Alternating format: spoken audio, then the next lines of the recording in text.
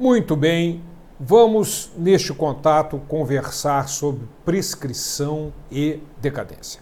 Esse é um assunto, assim, gera uma polêmica. Em faculdade, quando você tem aluno pulando pela janela, saindo pela porta desesperado. Nas aulas de concurso, um desespero total, cabelo em pé. Nos escritórios de advocacia, nos quais eu dou treinamento, é um desespero, se confunde prescrição com decadência.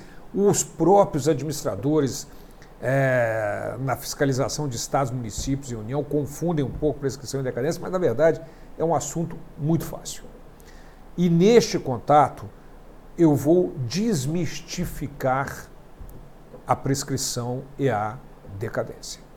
É importante, para que a gente possa começar essa questão, é importante a gente lembrar que o direito tributário trata de uma relação obrigacional, mas tem uma característica que, além de outras, mas uma muito importante, que diferencia a relação obrigacional tributária da relação obrigacional privada. E a característica principal é a seguinte: quando no direito privado, se eu pego um dinheiro emprestado com alguém para pagar daí a 30 dias, surge imediatamente a obrigação de eu pagar e o direito da pessoa receber. No direito tributário não é bem assim. A obrigação surge com a ocorrência do fato gerador, mas o direito da Fazenda Pública a cobrar o chamado crédito tributário depende de uma operação chamada lançamento. Então, o lançamento é um ato da autoridade fiscal que constitui o direito da Fazenda Pública a cobrar. Então, curiosamente, na relação obrigacional tributária, pode existir a obrigação sem que haja o direito da Fazenda Pública a cobrar, porque não fez o lançamento. Esse conceito é fundamental. Por que é fundamental? Porque o lançamento, ele funciona exatamente como um marco diferencial entre a prescrição e a decadência. Então, isso posto, vamos lá conversar sobre aspectos tributários importantíssimos. Prescrição e decadência. Observe nessa figura, fica fácil identificar que o prazo decadencial, e volto a chamar a atenção que prazo em direito tributário é de 5 anos, falou em prazo anual em direito tributário é de 5 anos. Na verdade, só existe um prazinho de 2 anos em todo o direito tributário, que é o do artigo 169 do Código Tributário Nacional. Boa, como é que é? Calma, não é agora o momento para a gente falar, mas depois dê uma olhadinha e no curso a gente vai conversar sobre isso. Mas os prazos em direito tributário fora essa exceção são de 5 anos. Então vamos lá.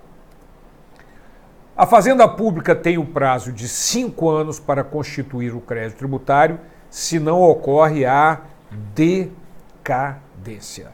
Então, o prazo decadencial é o prazo que a Fazenda Pública tem de 5 anos para constituir o crédito tributário através do lançamento. Já o prazo prescricional, uma vez lançado o crédito tributário, constituído o crédito tributário pelo lançamento, a Fazenda Pública tem novos 5 anos para entrar com uma ação de execução fiscal baseado na Lei 6.830 de 80, a LEF, a Lei de Execuções Fiscais, caso o contribuinte não liquide a dívida. Então, essa figura já faz com que sejam eliminadas grande parte das dúvidas com relação à prescrição e decadência. O prazo decadencial é o prazo para a constituição do crédito tributário pelo lançamento. Caso contrário, decai. Uma vez constituído o crédito, a Fazenda Pública tem 5 anos para entrar com uma ação de execução contra o contribuinte, se não prescreve. Ok? É fácil também, aproveitando ainda a figura, verificar que o marco inicial do prazo prescricional é o lançamento. Não tenha dúvida. E o marco inicial do prazo decadencial? Seria o fato gerador? Na verdade, nós temos 4 marcos iniciais do período decadencial. E é isso que nós vamos ver agora. Vamos começar a estudar Sua Excelência, a decadência. Vamos lá. artigo 173 do Código Tributário. O direito da Fazenda Pública constituir o crédito tributário extingue-se após 5 anos contados, inciso 1, do primeiro dia do exercício seguinte àquele em que o lançamento poderia ter sido efetuado. Esta é a regra geral. Nós vamos ver 3 outras situações. Tudo que não se encaixar nessas 3 outras situações, exatamente nessas 3 outras situações, nós caímos na regra geral. Então, primeiro dia do exercício seguinte é aquele em que o lançamento poderia ter sido efetuado. Nós vamos olhar uma figura que vai ajudar muito a fixar isso. Mas vamos olhar os outros prazos. Os outros marcos iniciais. Inciso 2. Da data em que se tornar definitiva a decisão que houver anulado, por vício formal, o lançamento anteriormente efetuado. E, no parágrafo único do artigo 173, o direito a que se refere esse artigo, ou seja, o direito de constituir o crédito em 5 anos, extingue-se definitivamente com o decurso do prazo nele previsto, 5 anos, contada a data em que se tem iniciada a constituição do crédito, pela notificação ao sujeito passivo de qualquer medida preparatória indispensável ao lançamento. Seria o terceiro marco inicial do período decadencial.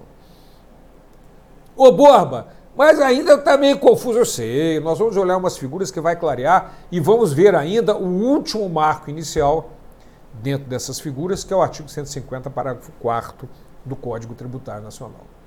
Ok? Vamos lá. Então, qual é a regra geral? Primeiro dia do exercício seguinte àquele em que o lançamento poderia ter sido efetuado. Observe, portanto, que pode dar até 6 anos. Se o fato gerador ocorreu no dia 1º de janeiro, você tem todo o ano de 2019, na minha figura, e mais 5 anos contados no primeiro dia do exercício seguinte, que é 2020, para constituir o crédito tributário. Esta é a regra geral. Agora nós vamos ver outras 3 situações. Conforme eu disse, tudo que não se encaixar exatamente nas outras 3 situações, nós caímos na regra geral do artigo 173, inciso 1, primeiro dia do exercício seguinte, aquele em que o lançamento poderia ter sido efetuado. Ok? Então vamos para as outras 3 situações, outros 3 marcos iniciais, né? Prazo ACO, data ACO, a data a partir da qual começa a contagem do prazo decadencial. Vamos lá. Inciso 2. Da data em que se tornar definitiva a decisão que houver anulado por vício formal o lançamento anteriormente efetuado. Então, houve o fato gerador, foi feito o lançamento e sai uma sentença anulando por vício formal o lançamento anteriormente efetuado. A partir desse momento, a Fazenda Pública tem 5 anos para constituir o crédito tributário. O cuidado que nós temos que ter aqui é que isso ocorre quando o vício é formal. Qual é a diferença? No vício formal, houve um erro na forma de se fazer o lançamento. No vício de direito, no erro de direito, o lançamento, o crédito não era devido. Então não há que se ter prazo para se fazer um novo lançamento. O que houve foi um vício formal, um vício na forma de se fazer o lançamento, foi anulado e aí a Fazenda Pública tem novos 5 anos para constituir o crédito tributário. Ok? Vamos adiante. Parágrafo único do artigo 173. Da data em que tenha sido iniciada a constituição do crédito tributário, pela notificação ao sujeito passivo, de qualquer medida preparatória indispensável ao lançamento. Muito bem, como é que seria isso? A autoridade fiscal começa o lançamento de um crédito tributário e fica faltando alguma informação, apresentação de documentos, algum detalhe. Então ele notifica o sujeito passivo de que iniciou o lançamento e está precisando de algum procedimento indispensável por parte do contribuinte para que ele possa concluir o lançamento. Nesta data começa a contagem do prazo de 5 anos. Mas tem um detalhe. Voltando para a figura, Observe que só se aplica o artigo 173, parágrafo único, e o STJ já decidiu definitivamente sobre essa questão, só se aplica se essa notificação, veja na figura, tiver ocorrido antes do primeiro dia do exercício seguinte. Porque se passar pelo primeiro dia do exercício seguinte, começa a contagem pela regra geral. Em outras palavras, esse parágrafo único só se aplica se, comparadamente à regra geral, antecipar a decadência. Fazer com que o prazo, a contagem do prazo decadencial comece a ser contado, não é, o prazo, antes do primeiro dia do exercício seguinte. Porque passou pelo primeiro dia do exercício seguinte, começa a contagem pela regra geral. Ok? Essa posição do STJ é fundamental, porque senão a Fazenda Pública poderia esperar quase 5 anos, notificar o sujeito passivo de que iniciou o lançamento, precisava de algum procedimento, ele teria mais 5 anos. Ok? Mas eu disse que nós tínhamos 4 marcos iniciais, vimos 3. Vamos conhecer o outro? Artigo 150, parágrafo 4º, que é só para lançamento por homologação.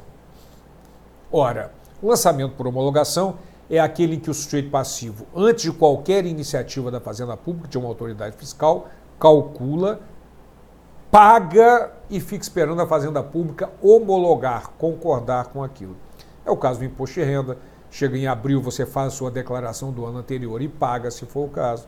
É o caso do ICMS e IPI das empresas que fazem o confronto débito-crédito no final do período de apuração e pagam e ficam esperando a homologação, a concordância da Fazenda Pública com aquilo. Concordância é essa que pode se dar em 5 anos, que é a concordância tácita. Então, este é o lançamento por homologação. E esse marco inicial do artigo 150, parágrafo 4º, só se aplica ao lançamento por homologação. Vamos lá. Então, o que determina o Código? Se a lei não fixar um prazo diferente, né, o prazo será de 5 anos, caso não ocorra dolo, fraude ou simulação. E aí você me pergunta o seguinte: ô Borba, e se houver dolo, fraude ou simulação? O que eu disse? Se não se encaixar exatamente na regra geral, exatamente nas 3 outras situações, caímos na regra geral. Primeiro dia do exercício seguinte, aquele que o lançamento poderia ter sido efetuado.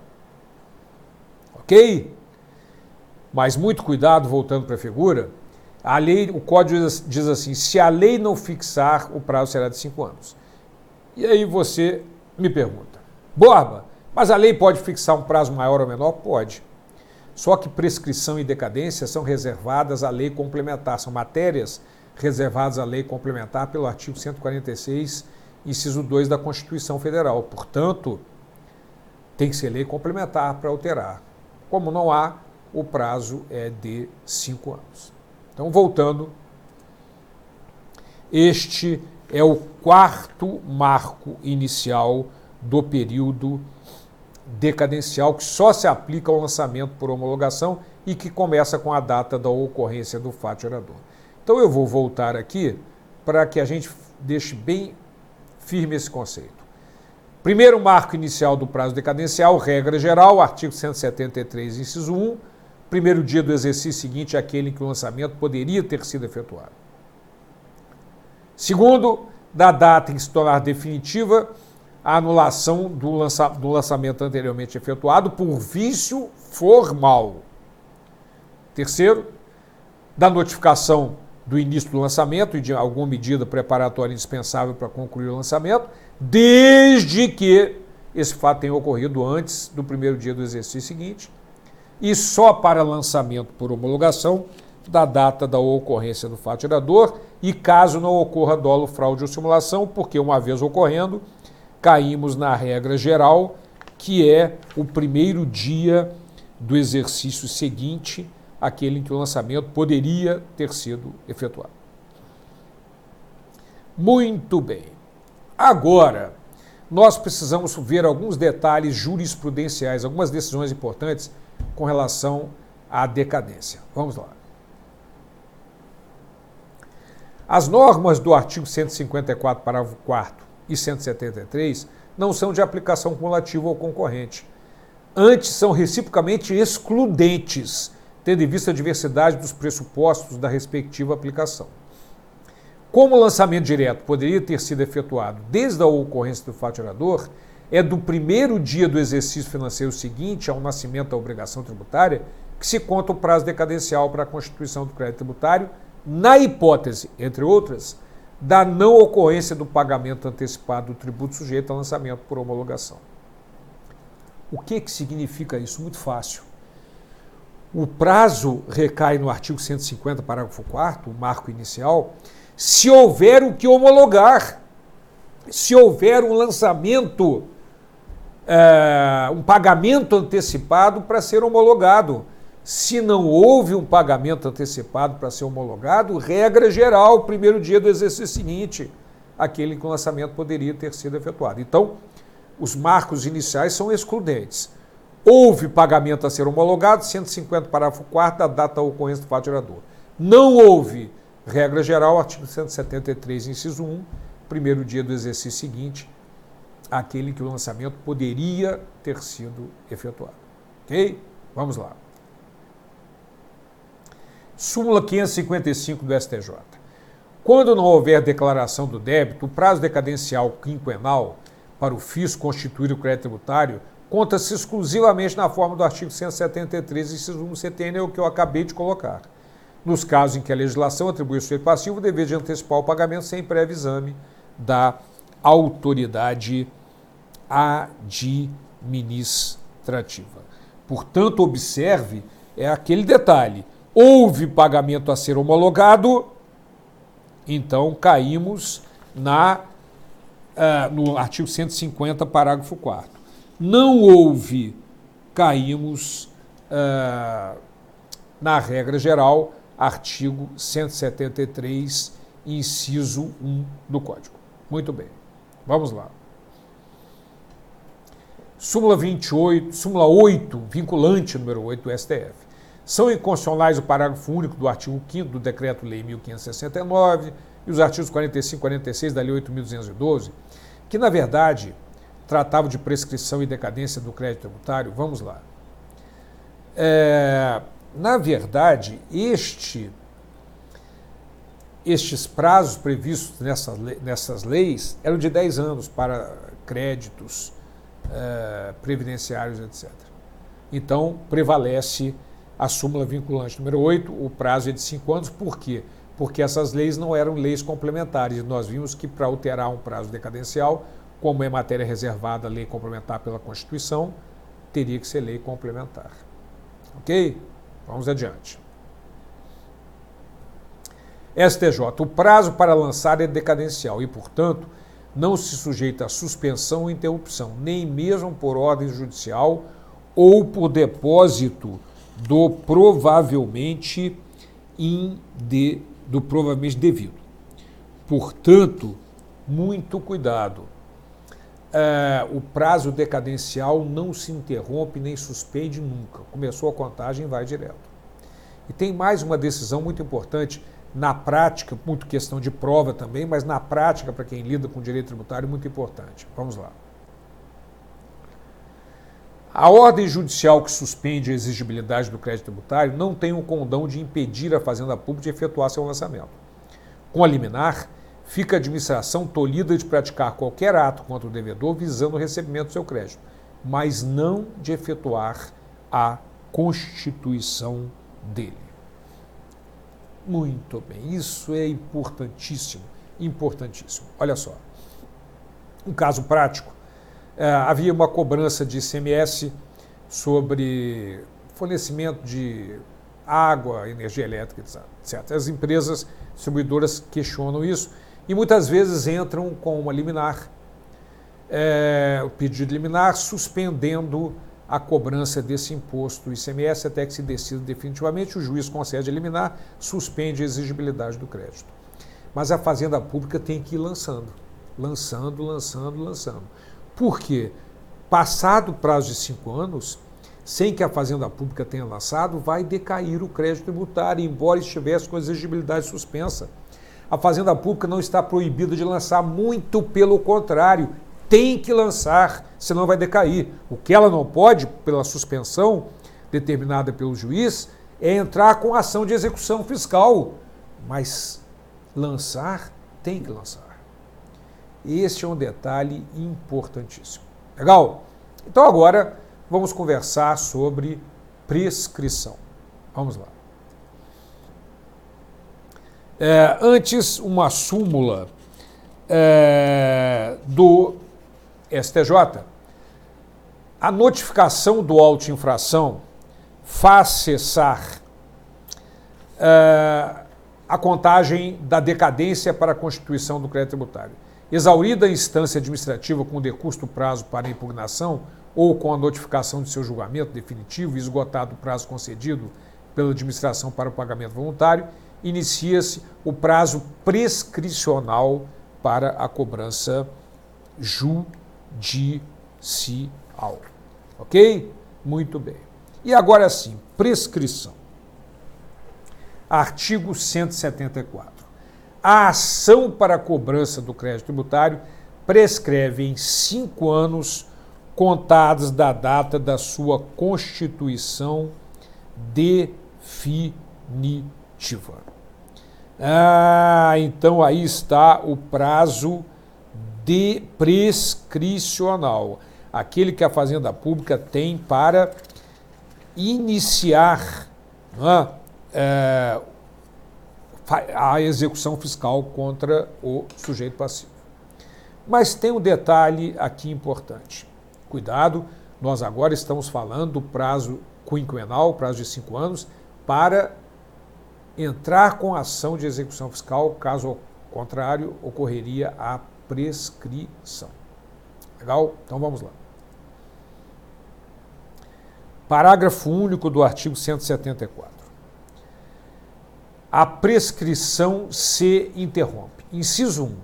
Pelo despacho do juiz que ordenar a citação em execução fiscal. Ora, como que funciona isso? O crédito tributário não pago vai ser inscrito em dívida ativa, vai ser emitida a CIDA ou CDA, certidão da dívida ativa, que vai anexada à petição inicial ao juiz para que ele dê ordem para citar o devedor, para que ele apresente bens a penhora ou pague em 5 dias. Então, este ato do juiz, voltando para a tela, despacho do juiz que ordenar a citação e execução fiscal, interrompe o prazo prescricional. E não se esqueça que quando um prazo no direito é interrompido, ele recomeça a contagem de 5 anos. Ok? Vamos lá. Pelo protesto judicial. Inciso 3. Por qualquer ato judicial que constitua em mora o devedor. O que seria isso? Uma decisão judicial qualquer que determine que o contribuinte realmente deve. E por qualquer ato inequívoco, ainda que extrajudicial, que importe em reconhecimento de débito pelo devedor. Boba! Como é que é isso, Bobinho? É fácil. Pedido de parcelamento, por exemplo. No pedido de parcelamento, ele está reconhecendo a dívida e quer pagar. Interrompe o prazo prescricional e começa a contagem de 5 anos. O pedido de parcelamento. O parcelamento ser concedido suspende a exigibilidade do crédito, suspende o prazo prescricional, enquanto perdurar o parcelamento. Mas o pedido de parcelamento é um ato inequívoco no qual o contribuinte reconhece a dívida, então interrompe o prazo prescricional. Ok? Vamos para alguns aspectos jurisprudenciais também muito importantes com relação à prescrição.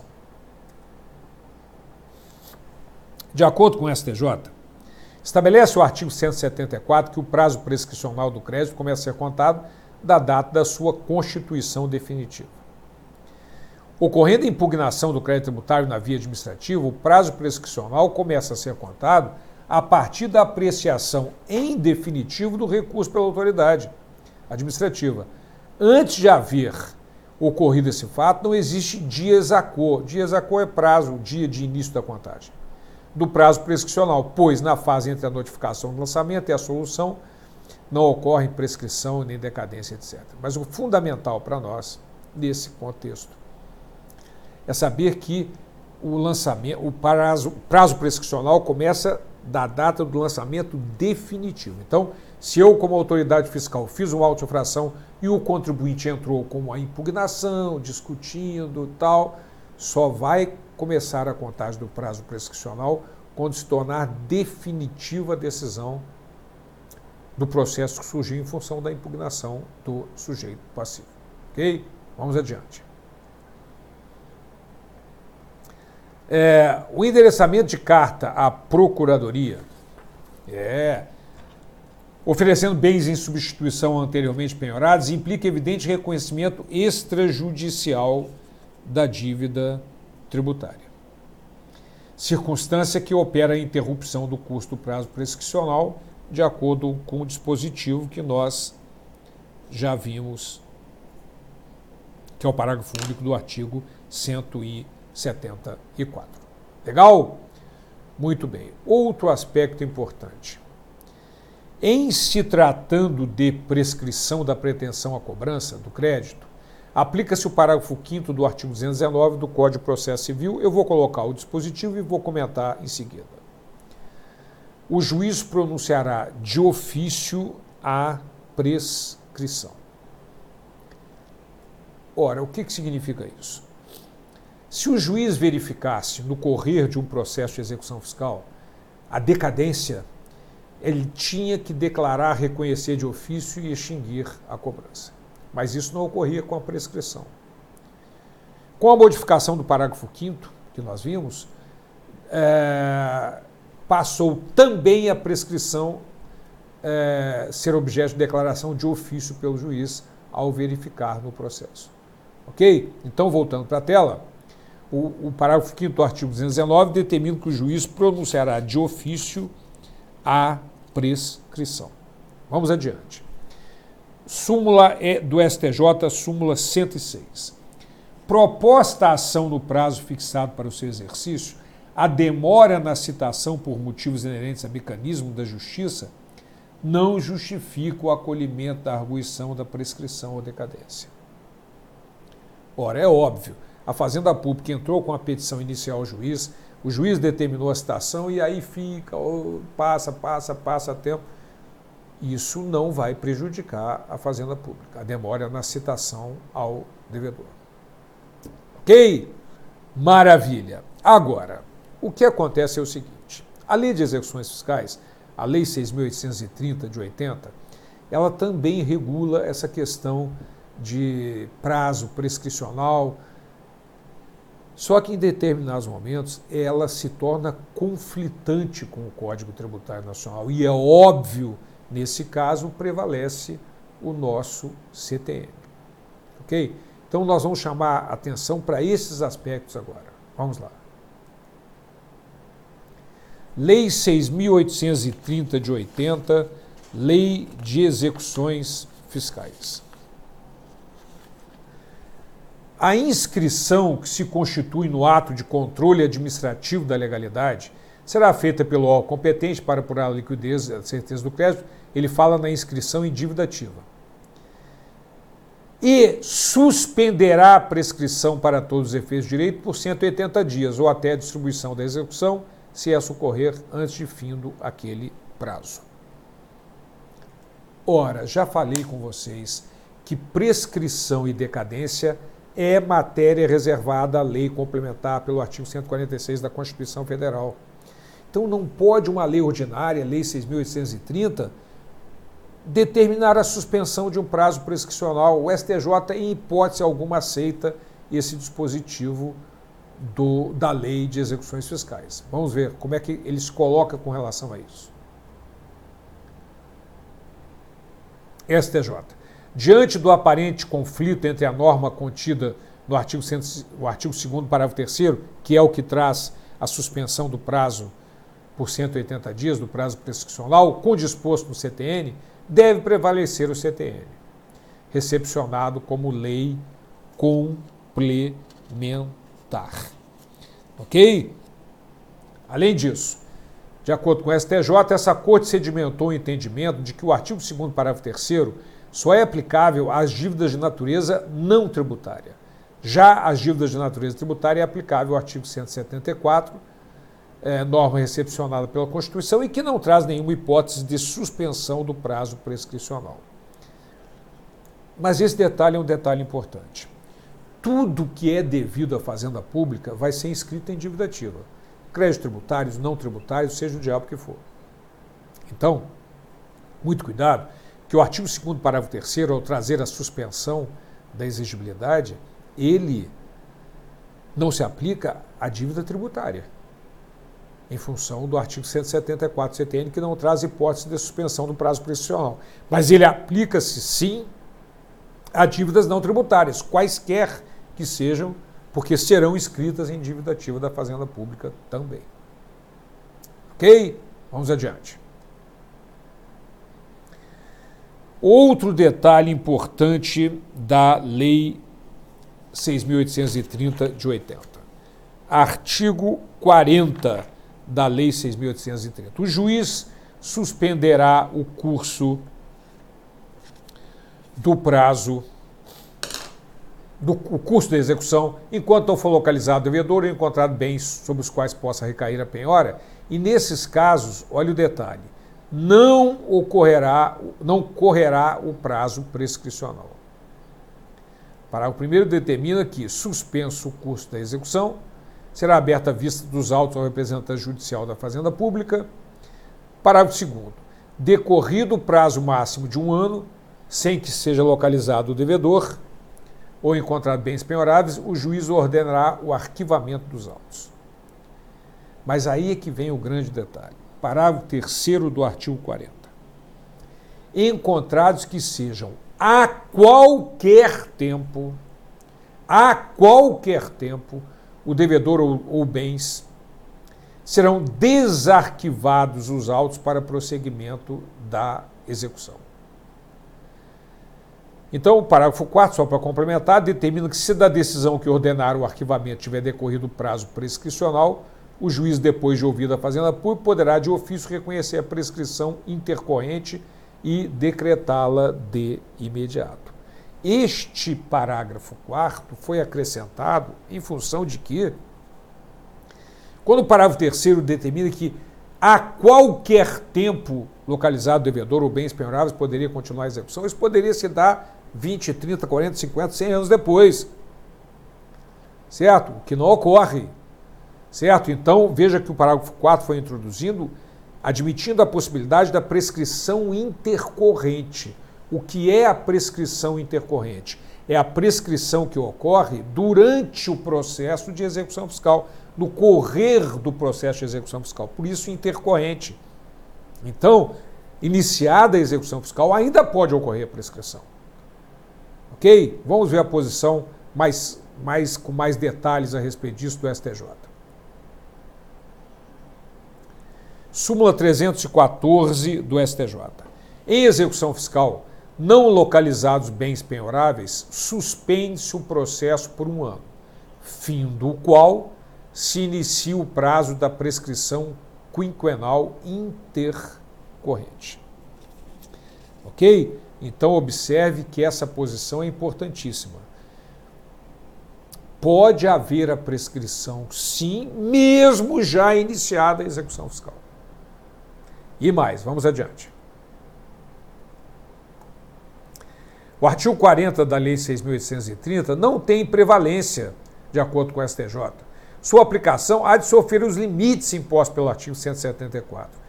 Repugna os princípios informadores do nosso sistema tributário a prescrição indefinida, né? Conforme eu falei com vocês, de 20, 30, 40, 50, 100, enfim, 100 anos, porque determina o parágrafo 3º do artigo da Lei 6.830, do artigo 40, que localizados a qualquer tempo, bens ou devedor, seria reiniciada a execução.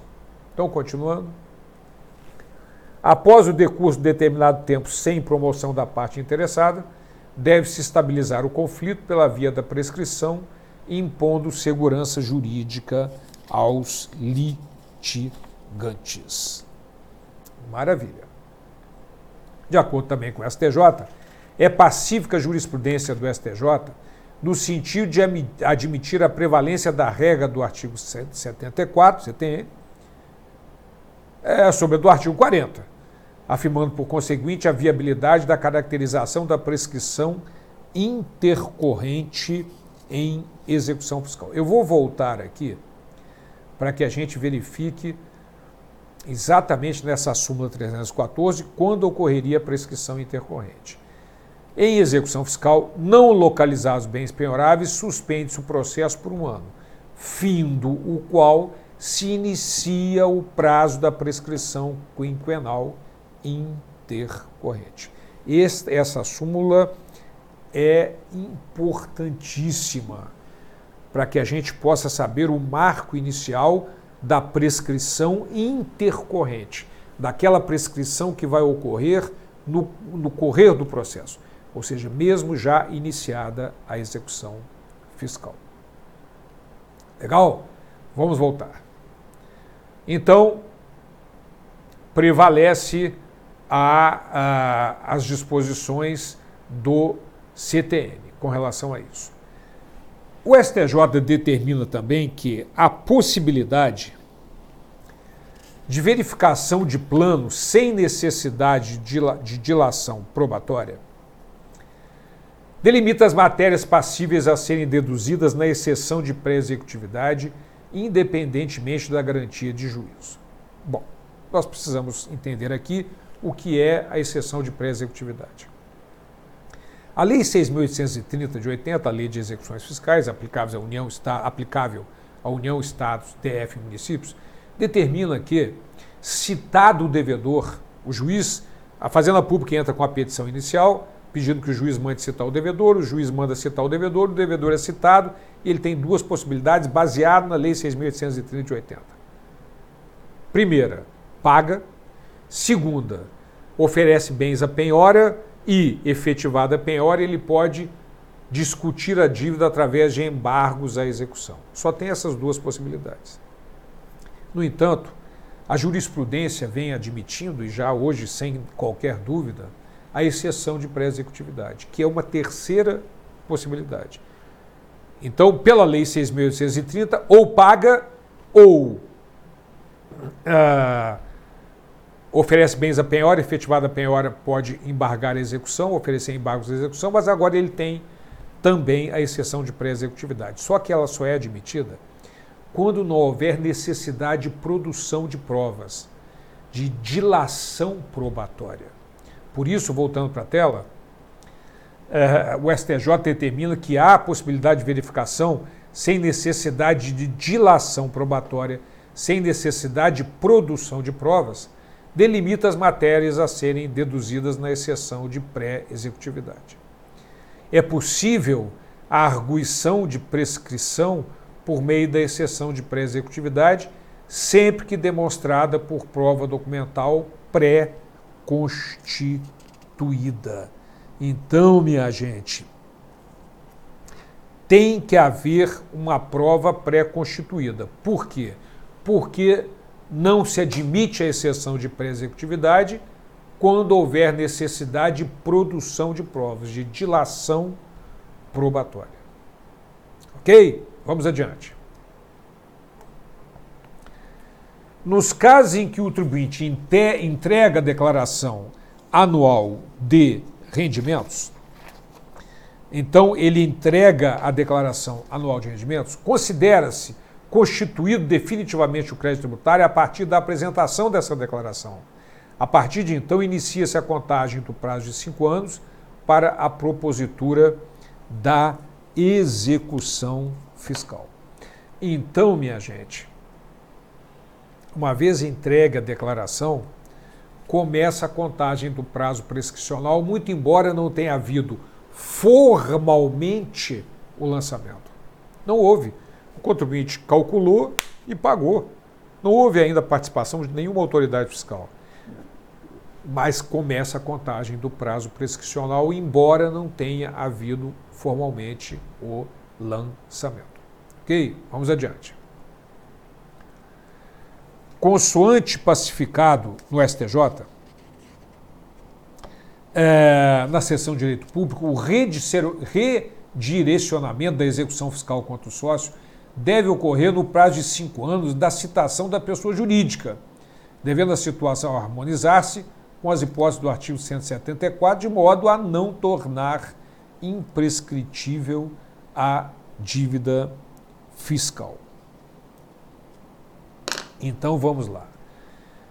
Em algumas hipóteses, o caso de dissolução irregular, ou ficar comprovado que o sócio agiu com dolo, etc., o artigo 135 do CTN permite o redirecionamento da execução fiscal para o sócio, atribui a responsabilidade tributária para o sócio, em alguns casos específicos. Só que isso só pode ocorrer, o redirecionamento, dentro dos 5 anos prescricionais que o crédito tributário da empresa da qual ele é sócio está submetida. Ok? Passado o prazo prescricional da dívida da empresa, não pode haver o redirecionamento da execução fiscal para o sócio, porque já estaria prescrito. Um detalhe importantíssimo. Vamos adiante. O prazo prescricional, de acordo com o STJ, para ajuizamento da ação executiva tem seu termo inicial na data do autolançamento. Voltando para mim, é apenas uma repetição, né? O autolançamento é o lançamento por homologação. Então, na medida em que o sujeito passivo calcula e paga, a partir desse momento começa a contagem do prazo prescricional, muito embora não tenha havido formalmente o lançamento. Ok? Vamos adiante. Neste quadro, eu faço um comparativo entre a prescrição e decadência para anular definitivamente qualquer dúvida que possa haver entre esses dois conceitos. Então, essas são várias situações que eu coloco de forma prática, didática, para que você conceitue prescrição e decadência e não confunda os dois institutos. Vamos lá, então. Na decadência, atinge o direito em si, havendo, pois, a perda do mesmo. Na prescrição, não há perda do direito em si, mas sim do direito de mover uma ação para exercê-lo. Na decadência, pressupõe uma obrigação tributária que, embora nascida com o fato gerador, não se tornou exigível por falta do lançamento. Conforme eu comentei com vocês no início desse contato, né, o direito tributário tem essa característica, pode haver a obrigação sem que surja o direito da Fazenda Pública cobrar porque não foi feito o lançamento. Ok? Voltando, na prescrição, pressupõe um direito já adquirido e efetivo, porque foi lançado, mas que ficou desprotegido pela falta de ação da Fazenda Pública, que não entrou com a ação de execução. E, finalmente, a decadência deve, sempre foi assim, ser decretada pelo juiz, mesmo que não haja pedido para tal, já que não mais existe o direito à Fazenda Pública. E na prescrição, a partir da modificação do parágrafo 5º do artigo 219 do CPC, também deve ser decretada pelo juiz a prescrição. Ok? Maravilha! Então, minha gente, esses são os aspectos importantes com relação à prescrição e decadência, para desmistificar esses dois conceitos e tornar fácil a assimilação deles. Um abraço para todos.